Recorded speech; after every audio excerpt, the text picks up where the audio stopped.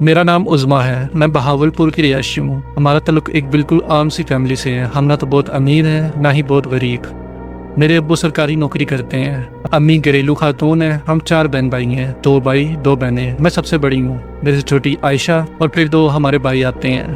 ہماری زندگی بہت نارمل تھی۔ ہم ایک پرانے محلے میں رہتے تھے جہاں سب ایک دوسرے کو جانتے ہیں۔ محلے میں سب ایک دوسرے کے گھر آتے جاتے رہتے ہیں۔ خوشی ہو یا غمی، ہمارا خاندان سب ایک ساتھ رہا ہے۔ عید ہو یا کوئی شادی، سب لوگ اکٹھے ہوتے ہیں۔ خاص طور پر رشتہ داروں میں ہمارا آنا جانا کافی زیادہ ہوتا ہے۔ عائشہ میری بہن، وہ شکل و صورت میں سب بہن بھائیوں سے سب سے زیادہ خوبصورت ہے۔ اس کی رنگت گوری ہے، قد درمیانہ، آنکھوں میں ہمیشہ ایک عجیب سی چمک رہتی تھی۔ وہ بچپن سے نماز اور روزے کی پابند تھی، قرآن پڑھتی تھی، امی کے کاموں میں ہاتھ بٹاتی تھی اور پڑھائی میں بھی بہت اچھی تھی۔ میں اکثر سوچتی تھی اللہ نے اسے ہر نعمت عطا کی ہے، شاید یہی چیز کچھ لوگوں کو کھٹکتی تھی۔ ہمارے رشتہ داروں میں کچھ ایسے لوگ بھی تھے جو ہمیشہ ہم سے حسد کرتے تھے، کبھی ابو کی ترقی پر طنز کرتے، کبھی امی کی خوش اخلاقی پر باتیں بناتے، اور اکثر عائشہ کو بھی لے کر چپتی باتیں کیا کرتے تھے، جیسے کہ یہ لڑکی تو ماشاءاللہ شہزادی لگتی ہے، پتہ نہیں اس کے نصیب کیسے ہوں گے۔ بظاہر یہ تعریفی لگتے ہیں، لیکن ان کے لہجے میں جو زہر چھپا ہوتا تھا وہ سب ہم کو محسوس ہوتا تھا۔ میں نے ہمیشہ سنا تھا ہمارے کچھ رشتہ دار ہم سے دل میں بغض رکھتے ہیں، اور ابو ہمیشہ کہتے تھے رشتہ دار چاہے جیسے بھی ہوں ان کے رشتوں کو کبھی نہیں توڑنا چاہیے، اسی لیے ہم سب کے ساتھ ملتے جلتے تھے۔ وقت گزرتا گیا، ہم سب اپنی زندگی میں مصروف رہے۔ میں اپنی تعلیم مکمل کر رہی تھی جبکہ عائشہ ابھی انٹرمیڈیٹ میں پڑھتی تھی۔ عائشہ کی شخصیت میں ایک خاص بات یہ تھی کہ وہ دوسروں کا دکھ درد فوراً محسوس کر لیتی تھی۔ اگر کسی کے ساتھ کوئی مسئلہ ہوتا تو وہ سب سے آگے بڑھ کر اس کی مدد کرتی تھی۔ وہ بہت حساس دل کی مالک تھی۔ پھر آہستہ آہستہ میں نے اپنی بہن میں بہت سی تبدیلیاں نوٹ کرنا شروع کر دیں۔ شروع میں یہ تبدیلیاں بہت معمولی لگتی تھیں، مثلاً وہ اکثر تھکن کی شکایت کرتی تھی، حالانکہ پہلے وہ دن بھر متحرک رہتی تھی۔ کبھی کبھی اچانک اس کا موڈ بدل جاتا، صبح بہت خوش ہوتی اور شام تک بالکل خاموش ہو جاتی۔ میں سمجھتی تھی کہ یہ پڑھائی کے دباؤ یا بڑھتی عمر کی وجہ سے ہے، لیکن رفتہ رفتہ یہ سب کچھ بڑھنے لگا۔ امی کو بھی محسوس ہونے لگا کہ عائشہ کبھی کبھار گھنٹوں اپنے کمرے میں خاموش بیٹھی رہتی ہے، کبھی کھڑکی سے باہر گھورتی رہتی ہے جیسے کسی کو دیکھ رہی ہو، حالانکہ وہاں کچھ بھی نہیں ہوتا۔ میں جب بھی اس سے پوچھتی تھی کیا ہوا ہے تو وہ ٹال دیتی تھی اور کہتی تھی کچھ نہیں، بس ایسے ہی۔ سب سے زیادہ عجیب بات یہ تھی کہ گھر میں جب بھی کوئی رشتہ دار آتا، خاص طور پر وہی چند رشتہ دار جن کے بارے میں نے پہلے بھی آپ کو باتیں بتائی، تو ان کے جانے کے بعد عائشہ کی حالت اور خراب ہو جاتی۔ کبھی وہ تیز بخار میں مبتلا ہو جاتی، کبھی اچانک چکرا کر گر پڑتی، اور کبھی رات کو اچانک چیخ مار کر اٹھ بیٹھتی۔ امی کو یہ سب دیکھ کر بہت فکر ہونے لگی۔ وہ کہتی رہی کہ شاید کسی کی نظر لگ گئی ہے، لیکن ابو ہمیشہ یہی سمجھاتے کہ یہ سب وہم ہے، کسی ڈاکٹر کو دکھا دینا چاہیے۔ ہم نے کئی ڈاکٹر کو عائشہ کو دکھایا، کبھی کسی نے کہا کہ یہ کمزوری ہے، کبھی کہا کہ یہ ذہنی دباؤ ہے۔ دوائیاں ملتی رہیں، عائشہ نے دوائیاں بھی لی، لیکن عائشہ کی حالت میں کوئی بہتری نہ آئی، بلکہ کچھ دنوں میں تو اس کی حالت اور بھی خراب ہونے لگی۔ میں اپنی بہن کو دیکھ کر اندر ہی اندر ٹوٹنے لگی۔ مجھے لگتا تھا کہ وہ مجھ سے کچھ چھپا رہی ہے۔ کئی بار میں نے اس سے زبردستی پوچھا کہ آخر تمہیں کیا ہو جاتا ہے، تم اچانک اتنی ڈری ڈری کیوں لگتی ہو، لیکن وہ ہمیشہ یہی جواب دیتی تھی کہ مجھے کچھ نہیں ہوا، بس تھوڑا عجیب لگتا ہے۔ پھر کچھ عرصے بعد سردیوں کا موسم آیا۔ ہم ایک دفعہ اگٹھے ہیٹر کے پاس بیٹھے تھے، ابو اپنی فائلوں میں مصروف تھے اور امی قرآن پاک پڑھ رہی تھی، اور ہم بہن بھائی آپس میں ہنس بول رہے تھے۔ عائشہ بھی ہمارے ساتھ بیٹھی تھی، مگر اس کی خاموشی نے مجھے چونکا دیا۔ وہ عام طور پر سب سے زیادہ باتیں کرتی تھی، لیکن اس دن وہ اپنی چادر میں لپٹی بیٹھی رہی۔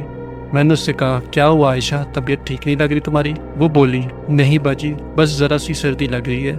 میں نے اس کی آنکھوں میں دیکھا، اس کی آنکھوں کے نیچے ہلکے پڑے ہوئے تھے اور چہرہ زرد لگ رہا تھا، جیسے کئی دن سے اچھی نیند نہ لی ہو۔ رات تقریباً 10 بجے سب اپنے کمروں میں جا کر سو گئے۔ میں اور عائشہ ایک ہی کمرے میں سوتے تھے۔ وہ بستر پر لیٹ گئی اور میں نے کمرہ بند کر کے لائٹ آف کر دی۔ باہر سے ٹھنڈی ہوا کی آواز آ رہی تھی، کمرے میں اندھیرا اور خاموشی چھائی ہوئی تھی۔ کچھ دیر بعد اچانک مجھے محسوس ہوا کہ عائشہ کروٹیں بدل رہی ہے۔ پہلے میں نے سمجھا شاید اسے نیند نہیں آ رہی، لیکن پھر اس کی سانسوں کی آوازیں بھاری ہونے لگی، جیسے کوئی بہت مشکل میں سانس لے رہا ہو۔ میں نے فکر مندی سے اس کی طرف دیکھا، اس کا چہرہ پسینے سے بھیگ رہا تھا، حالانکہ سردی کے دن تھے اور کمرے میں ہیٹر بھی بند تھا۔ میں نے اسے آواز دی عائشہ کیا ہوا ہے؟ اس نے آنکھیں بند رکھی اور بس ہلکی سی کراہنے لگی، جیسے کوئی خواب میں ڈراؤنا منظر دیکھ رہا ہو۔ میں نے اس کے کندھے کو ہلایا لیکن وہ نہیں جاگی۔ اچانک اس کے منہ سے ایک زوردار چیخ نکلی۔ میرا دل دہل گیا، میں گھبرا کر اٹھ بیٹھی اور زور سے اس کو جگانے لگی۔ عائشہ اٹھو، کیا ہوا ہے؟ وہ اچانک آنکھیں کھول کر سیدھی بیٹھ گئی۔ اس کی آنکھوں میں ایک عجیب سی وحشت تھی۔ وہ سانس پھولے ہوئے انداز میں ارد گرد دیکھنے لگی، جیسے کوئی چیز دیکھ رہی ہو جو مجھے نظر نہیں آ رہی تھی۔ میں نے کانپتے ہوئے پوچھا کیا دیکھا تم نے، کیا خواب آیا تھا؟ وہ ڈرے ہوئے انداز میں بولی باجی کوئی تھا یہاں، کوئی کھڑکی کے پاس کھڑا تھا۔ میں نے چونک کر فوراً کھڑکی کی طرف دیکھا، وہاں کچھ بھی نظر نہیں آیا۔ میں نے کہا نہیں عائشہ، یہاں کوئی نہیں ہے، تم خواب دیکھ رہی تھی۔ لیکن اس کے چہرے پر خوف کی شدت تھی۔ اس نے اپنی چادر کو اور سختی سے لپیٹا اور کہا، نہیں، خواب نہیں تھا، میں نے صاف دیکھا ہے، ایک سیاہ سایہ کھڑکی کے پاس کھڑا تھا اور وہ مجھے گھور رہا تھا۔ اس کی باتیں سن کر میں بھی ڈر گئی اور میں نے اس کو کہا، چلو امی کے کمرے میں چلتے ہیں۔ ہم دونوں امی کے کمرے میں گئے۔ امی نے ہمیں دیکھا تو گھبرا گئی۔ میں نے سب کچھ بتا دیا۔ عائشہ بس روتی جا رہی تھی۔ امی نے اسے سینے سے لگایا اور فوراً قرآن اٹھا کر کچھ آیات پڑھ کر اس پر دم کیا۔ عائشہ تھوڑی پرسکون ہوئی، لیکن اس کا چہرہ اب بھی خوف سے سفید تھا۔ امی نے کہا، بیٹا ڈرنے کی بات نہیں، اللہ کے کلام میں بڑی طاقت ہوتی ہے، سب بلائیں دور ہو جاتی ہیں، شاید تم نے کوئی خواب دیکھا ہے۔ لیکن میرے دل میں عجیب سا وہم بیٹھ گیا تھا، خاص طور پر عائشہ کے الفاظ نے مجھے ہلا دیا تھا۔ اس رات ہم سب امی کے کمرے میں سوئے۔ عائشہ بھی تھوڑی دیر بعد وہیں پہ سو گئی۔ اگلے دن صبح ہم نے ناشتہ کیا تو عائشہ بالکل چپ چاپ بیٹھی تھی۔ میں نے پوچھا، اب کیسا لگ رہا ہے؟ وہ آہستہ سے بولی، ٹھیک ہوں، بس تھوڑی سی تھکاوٹ ہے۔ لیکن اس کی آنکھوں میں وہی وحشت تھی جو رات کو دیکھی تھی، جیسے اس کے ذہن میں اب بھی وہی منظر چل رہا ہو۔ پہلے واقعے کو ایک ہفتہ گزر گیا تھا۔ ہم سب نے سوچا کہ شاید وہ خواب ہی تھا، شاید سردی اور کمزور کی وجہ سے عائشہ کے ذہن پر اثر ہوا تھا۔ لیکن اس کے ایک ہفتے کے دوران عائشہ کی حالت بدلنے لگی۔ وہ جو سب سے زیادہ باتیں کرتی تھی اب بالکل خاموش رہنے لگی۔ گھنٹوں ایک ہی جگہ پر بیٹھی رہتی جیسے کسی سوچ میں گم ہو۔ کبھی کبھی تو کھانا کھانے سے بھی انکار کر دیتی۔ امی بار بار پوچھتی، کیا ہوا ہے تمہیں؟ طبیعت ٹھیک ہے تمہاری؟ وہ بس ہلکی سی مسکراہٹ دے دیتی اور کچھ نہ کہتی۔ ایک دن میں نے نوٹ کیا کہ وہ اپنے کمرے میں اکیلی بیٹھی دیوار کی طرف دیکھ رہی تھی۔ میں آہستہ سے دروازے پر رکی اور کچھ دیر تک اسے دیکھتی رہی۔ اس کے ہونٹ ہل رہے تھے جیسے وہ کسی سے بات کر رہی ہو، لیکن کمرے میں سوائے اس کے اور کوئی بھی نہیں تھا۔ میں نے اندر جا کر پوچھا، کس سے بات کر رہی ہو؟ وہ چونک کر میری طرف دیکھنے لگی۔ اس کے چہرے پر ایسے تاثرات تھے جیسے میں نے اس کی کوئی چھپی ہوئی چیز پکڑ لی ہو۔ پھر اس نے آہستہ سے کہا، کسی سے نہیں، بس ایسے ہی۔ میں نے کہا، جھوٹ مت بولو عائشہ، میں نے دیکھا ہے تم کسی سے بات کر رہی تھی۔ وہ تھوڑی دیر خاموش رہی اور پھر دھیمی آواز میں بولی، باجی آپ کو نہیں سمجھ آئے گا۔ میرے دل میں عجیب سا ڈر بیٹھ گیا۔ میں نے پوچھا، کیا مطلب؟ کیا نہیں سمجھ آئے گا؟ وہ کچھ دیر تک میری طرف گھورتی رہی، پھر اچانک نظریں چکا لی اور بولی، چھوڑیں، کچھ بھی نہیں۔ پھر کچھ دن بعد ہم سب جب سوئے ہوئے تھے، رات کے پچھلے پہر اچانک میرے کانوں میں سرسراہٹ کی آواز آئی، جیسے کوئی دھیمی آواز میں بات کر رہا ہوں۔ میں نے آنکھیں کھولی تو دیکھا عائشہ اپنے بستر پر بیٹھی ہے۔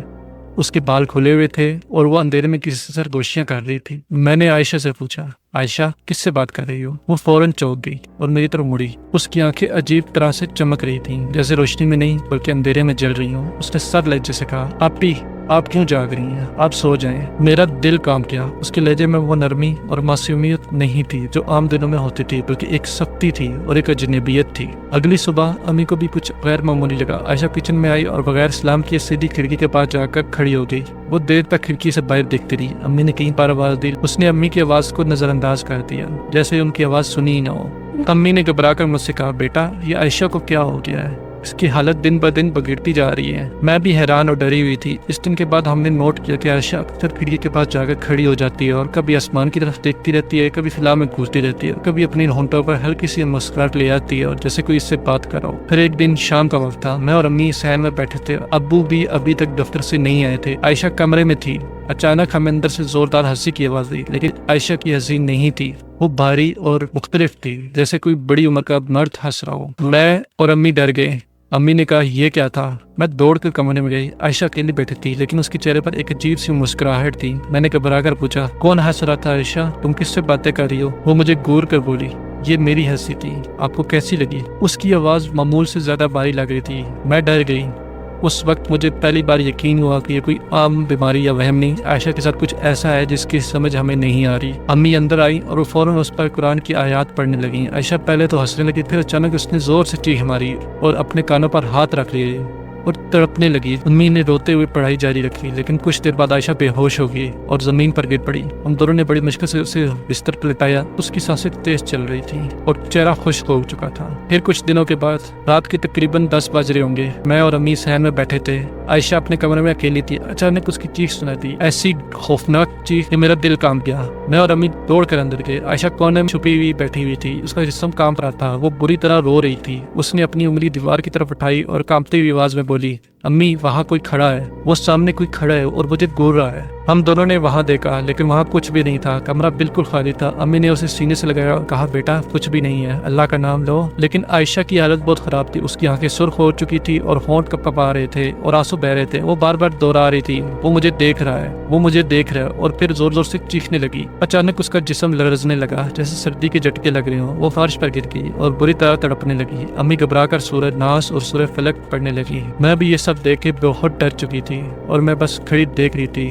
کچھ لمحے بعد اس نے زور سے سر پیٹنا شروع کر دیا اور پھر اچانک بے ہوش ہو گئی۔ اس کی سانسیں بہت تیز چل رہی تھی، ماتھے پر پسینہ بہہ رہا تھا۔ ہم دونوں نے بڑی مشکل سے اسے بستر پر لٹایا۔ اس رات وہ جب ہوش میں آئی تو بار بار روتی رہی اور کہتی رہی کہ اس نے کسی کو دیکھا ہے۔ اس دن کے بعد اس نے کھانا پینا چھوڑ دیا۔ وہ اکثر ایک کونے میں بیٹھی رہتی جیسے ہر وقت خوف زدہ ہو۔ رات کو بار بار ڈر کر اٹھ جاتی اور کہتی وہ پھر آیا تھا، وہ مجھے دیکھ رہا ہے۔ امی کی آنکھوں میں آنسو رہنے لگے، ان کی ہمت جواب دے رہی تھی۔ ابو نے عائشہ کی بگڑتی حالت کو دیکھ کر فیصلہ کیا کہ اب مزید دیر نہیں کی جا سکتی۔ ابو نے شہر کے مشہور قاری صاحب کو بلایا۔ قاری صاحب شام کے وقت ہمارے گھر تشریف لائے۔ ان کے گھر کے اندر داخل ہوتے ہی گھر کا ماحول جیسے بدل سا گیا۔ امی نے روتے ہوئے ساری کہانی بیان کی اور عائشہ کے حالات کے بارے میں بتایا۔ قاری صاحب خاموشی سے سنتے رہے اور پھر آہستہ سے بولے، بیٹی پر سخت سایہ ہے، یہ عام بات نہیں ہے، یہاں جادو کے اثرات مجھے لگتے ہیں یا پھر اسیر کی کارستانی لگتی ہے۔ ہم سب کے رونگٹے کھڑے ہو گئے۔ امی نے روتے ہوئے کہا، مولوی صاحب آپ کچھ کریں، میری بچی کو بچا لے۔ قاری صاحب نے وضو کیا اور کمرے میں داخل ہوئے جہاں عائشہ لیٹی ہوئی تھی۔ وہ بظاہر خاموش تھی لیکن اس کا جسم ہلکا سا کانپ رہا تھا۔ جیسے ہی قاری صاحب نے سورہ یاسین پڑھنا شروع کی، عائشہ کی آنکھیں اچانک کھل گئی۔ اس کی آنکھوں کی سفیدی نمایاں تھی اور آواز بھاری ہو گئی۔ اچانک اس نے زوردار چیخ ماری اور کہا، رک جاؤ، مزید نہ پڑھنا۔ یہ آواز عائشہ کی نہیں تھی، وہ بالکل اجنبی، بھاری اور خوفناک آواز تھی۔ امی نے خوف سے میرا ہاتھ مضبوطی سے پکڑ لیا لیکن قاری صاحب پرسکون رہے اور اونچی آواز میں قرآن کی آیات پڑھتے رہے۔ عائشہ تڑپنے لگی، اس کے ہاتھ پاؤں چھٹکنے لگے، وہ بستر پر قابو سے باہر ہونے لگی۔ ابو اور قاری صاحب نے اس کو پکڑ کر قابو میں کیا۔ قاری صاحب نے قرآن کی آیات پڑھتے ہوئے زور سے کہا، بتاؤ تم کون ہو اور اس معصوم لڑکی کے پیچھے کیوں پڑے ہو؟ عائشہ کا جسم زور سے کانپا اور پھر وہی خوفناک آواز نکلی، میں اسے نہیں چھوڑوں گا، مجھے اس کے لیے بھیجا گیا ہے۔ میرا دل حلق میں آ گیا۔ امی چیخ کر رونے لگی۔ قاری صاحب نے اس پر سورہ فلق، سورہ ناس بار بار پڑھ کر دم کیا، پھر اونچی آواز سے بولے، تجھے حکم ہے کہ فوراً نکل جا، یہ اللہ کی بندی ہے۔ عائشہ کے منہ سے ایک ہنسی نکلی، مجھے کہا گیا ہے اس لڑکی کو ختم کرنا ہے۔ قاری صاحب نے مزید سختی سے قرآن کی آیات پڑھی۔ جیسے جیسے آیات کی آواز بلند ہوتی گئی، عائشہ کا جسم تڑپنے لگا۔ اس نے سر دیوار پر مارنے کی کوشش کی لیکن ابو نے پکڑ کر روکے رکھا۔ وہ زور زور سے چیخنے لگی، ایسے لگ رہا تھا جیسے کوئی چیز اندر سے پھٹ رہی ہو۔ قاری صاحب نے اس کے کان میں اذان دی۔ اچانک عائشہ نے دھاڑ کر کہا، رکو، اسے مت پڑھو، مجھے چھوڑ دو۔ قاری صاحب نے مزید شدت سے پڑھا اور کہا، تجھے اللہ کے کلام سے کوئی نہیں بچا سکتا، تو اس کی جان چھوڑ دے اور یہاں سے نکل جا۔ کچھ لمحے گزرے، عائشہ کا جسم لرزنے لگا، اس کی آنکھوں سے آنسو بہنے لگے، مگر ساتھ ہی وہی آواز دوبارہ آئی، مجھے اس کے لیے بھیجا گیا ہے۔ قاری صاحب نے تسبیح زور سے پکڑ کر اس کے سر پر رکھی اور اونچی آواز میں سورہ بقرہ کی تلاوت شروع کی۔ عائشہ کی حالت اور بگڑ گئی، وہ چیخیں مارتی رہی، ہاتھ پیر مارتے ہوئے بے حال ہو رہی تھی۔ پورا کمرہ خوفناک آوازوں سے گونج رہا تھا۔ آخرکار ایک جھٹکے کے ساتھ وہ بے ہوش ہو گئی۔ کمرہ بالکل خاموش ہو گیا، صرف قاری صاحب کی آواز گونج رہی تھی۔ انہوں نے تلاوت مکمل کی اور کہا، یہ جو بھی چیز ہے یہ ابھی گیا نہیں ہے مگر بہت کمزور ہو گیا ہے، کالا جادو کا اثر ہے، اس جن کو باندھ کر بھیجا گیا ہے، لیکن اللہ کے حکم سے یہ مکمل طور پر ختم ہوگا۔ تم سب نماز قائم رکھو، قرآن کی تلاوت گھروں میں جاری رکھنا۔ امی زوروں قطار روتی رہیں، ابو نے گہری سانس لی مگر ان کے چہرے سے بھی ڈر جھلک رہا تھا۔ میں عائشہ کو دیکھ رہی، وہ بالکل بے ہوش پڑی ہوئی تھی، اس کے چہرے پر سکون سا تھا لیکن جسم پر نیل کے نشان پڑ چکے تھے۔ قاری صاحب نے جاتے ہوئے سختی سے کہا، خیال رکھنا، اگلے دن پھر عمل کرنا ہوگا، یہ ایک دن میں ختم نہیں ہوگا، یہ جنگ ہے اور تمہیں صبر کرنا ہوگا۔ اس رات ہم سب جگتے رہے، کبھی عائشہ ہلکی ہلکی کراہتی تو کبھی اچانک تیز سانس لینے لگتی۔ ہمیں ہر وقت لگتا جیسے کوئی سایہ ہمارے آس پاس منڈلا رہا ہے۔ اگلے کئی ہفتے ہمارے گھر کا نقشہ بدل گیا۔ ہر شام قاری صاحب آتے، تلاوت کرتے، دم کرتے اور ہر بار عائشہ پر وہ جن پھر سے باری ہو جاتا۔ کبھی وہ ہنستا، کبھی کہکے لگاتا، کبھی دھمکاتا اور کبھی ایسی باتیں کرتا کہ ہم سب کے اوسان ہتا ہو جاتے۔ عائشہ اکثر دنوں تک کھانا نہ کھاتی، صرف پانی پیتی تھی، اس کی آنکھوں کے سیاہ ہلکے بن گئے تھے۔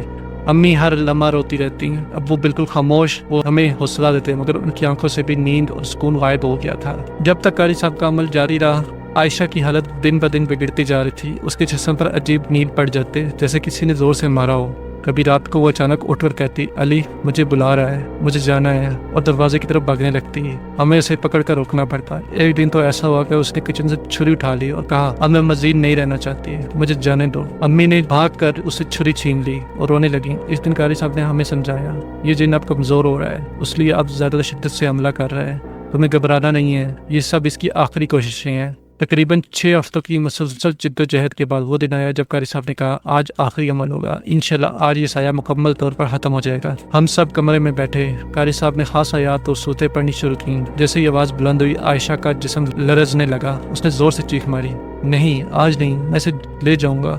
قاری صاحب نے مزید سختی سے پڑھا اور اس سے دھاڑ کر کہا مجھے اس کے لیے بھیجا گیا ہے۔ پھر کئی منٹ تک وہ جدوجہد جاری رہی۔ عائشہ کے ہاتھ پاؤں جھٹکتے رہے، اس کے منہ سے عجیب چیخیں نکلتی، کمرے کی لائٹس بار بار مدھم ہو جاتی، ہمیں لگتا ہے جیسے فضا بھاری ہو گئی ہے۔ آخرکار قاری صاحب نے زور سے اللہ اکبر کہا۔ عائشہ نے ایک آخری چیخ ماری اور بے ہوش ہو گئی، کمرے میں سکون چھا گیا۔ قاری صاحب نے گہری سانس لی اور کہا اللہ کے فضل سے یہ سایہ اب ختم ہو گیا ہے، لیکن یاد رکھو جس نے یہ سب کیا ہے وہ ابھی تک زندہ ہے، اس کا انجام اللہ کے ہاتھ میں ہے۔ اس دن کے بعد عائشہ کی حالت بدلنے لگی۔ شروع میں وہ بہت کمزور تھی، کئی دن تک تیز بخار رہا، مگر قاری صاحب نے ہمیں بتایا تھا کہ یہ سب اثرات ہیں جو آہستہ آہستہ ختم ہوں گے۔ ہم سب نماز پابندی سے پڑھنے لگے۔ چند ہفتوں کے اندر عائشہ کی حالت بہتر ہوگی، اس کی آنکھوں میں پھر سے چمک آ گئی اور وہ پھر سے مسکرانے لگی۔ زندگی آہستہ آہستہ پر معمول پر آنے لگی۔